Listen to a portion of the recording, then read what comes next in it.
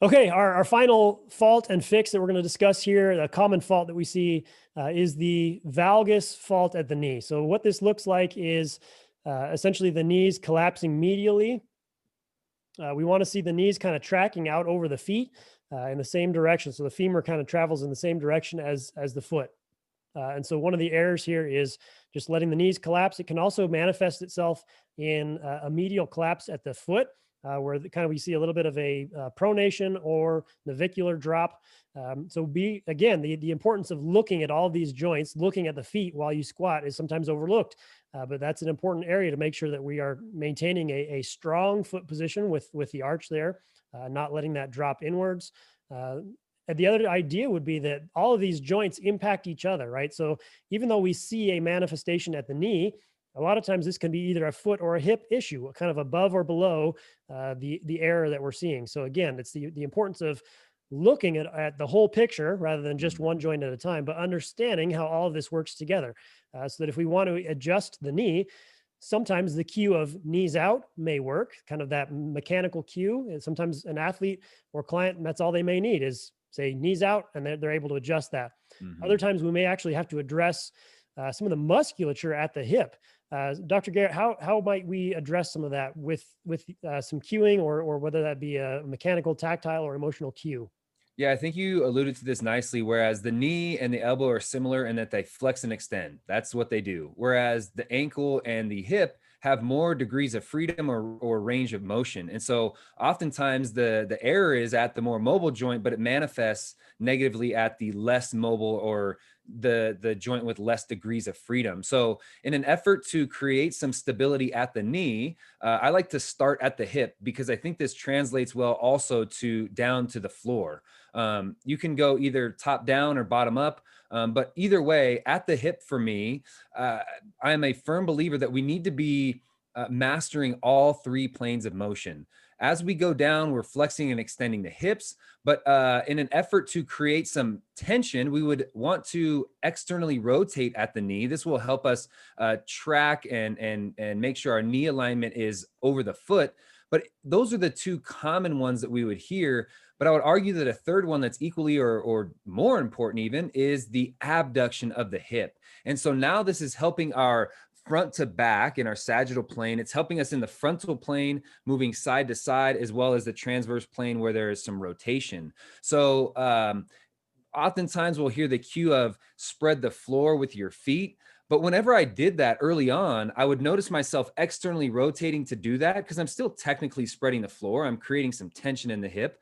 But what I realized later in kind of playing with these different positions is the value and necessity to also abduct, which is truly spreading the floor. And perhaps that's what a lot of people are referring to, but it oftentimes manifests in a cue of externally rotate or push the knees out. But it's not just pushing the knees out through external rotation, it's through this frontal plane as well, while we're spreading the floor horizontally or again in the frontal plane. Yeah, I agree. That was one of the cues I had heard for a long time, but never really understood. And the common fault I was making was very similar, where your toes kind of creep outwards, right, Mhm. externally as you externally rotate the hip. Yes, you're creating some tension, uh, but it's almost like it for me. It manifested in getting too much pressure into the toe, right? Mhm. Whereas if you're working to spread the floor, which is what I'm kind of trying to illustrate right here, where you go from this valgus position, and the foot is medially collapsed a little bit. The knees are medial Mhm. collapsed. It's more so getting pressure into the middle and almost a little bit posterior aspect of the heel, kind of right here, or this the maybe the middle and posterior third of the foot, and pushing that out with Mhm. abduction, right, to create this. Right, by doing that, the knees go out, so we fixed the valgus Mhm. collapse, but you'll note that the arch is also restored here in the foot. Okay, Mhm. so we go from, if we look at the foot specifically, you see how the foot changes Mhm. as a Mhm. result, right? So it's that pushing out, actually trying to spread the distance between the feet, right? It's right here. So spread this section. We're not trying to crank the toe out this way. We're trying to actually create more distance, and you're not actually moving the foot, but the feeling is creating more distance between the heels, perhaps, or between the middle of the arch of the foot. And like you said, it's a great way to engage some of the prime movers at the hip, right? So we know that the gluteus maximus is one of the main movers in the squat because of hip flexion and extension. The extension aspect is the glute max pushing back up. But guess what? The gluteus muscles, so we're talking gluteus medius as well as glute max, also act in abduction. So hey, let's incorporate that a little bit into this pattern. Not only is it going to fix this knee valgus issue in most cases, it's also going to add a little bit more tension at the hip and allow that to be maybe a better spring to come out of the hole or the bottom position of the squat. Yeah, we're recruiting more musculature. And the idea here is to recruit the most amount of musculature possible to be firing all those muscles to then push the most amount of weight possible.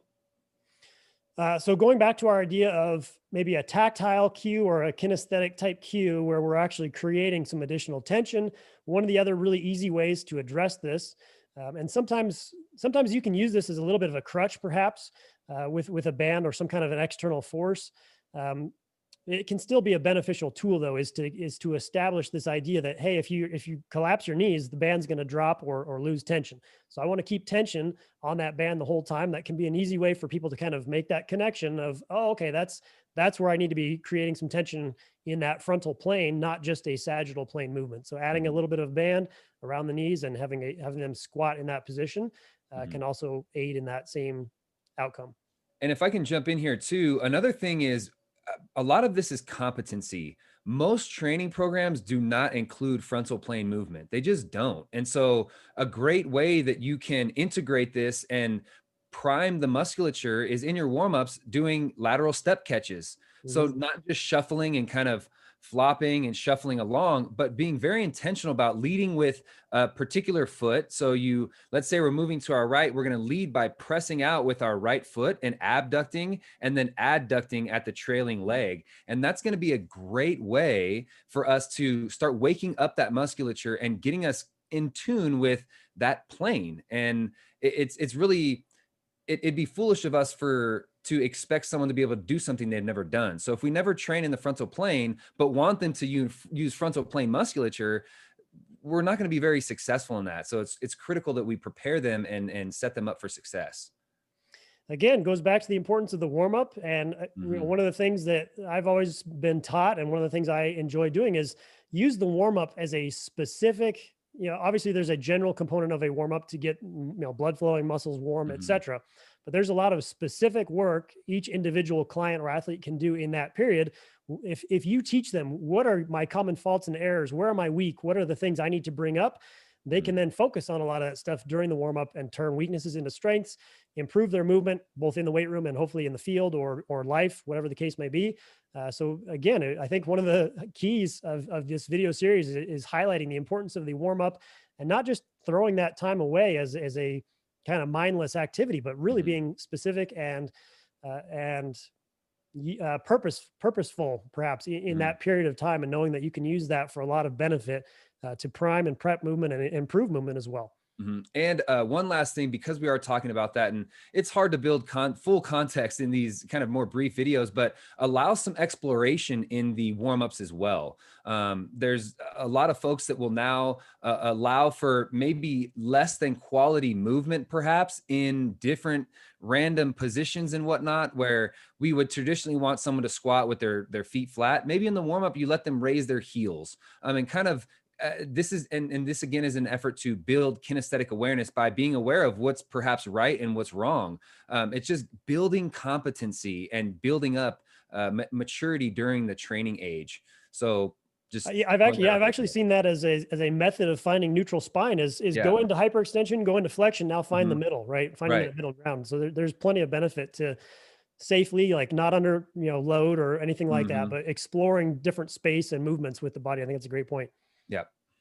Okay, so we hope this little series with the squat and how to coach and correct some of these common faults and errors has been helpful. We're certainly going to look forward to doing some more of these with other movements as well, but hope you guys got something out of this, and good luck with your coaching.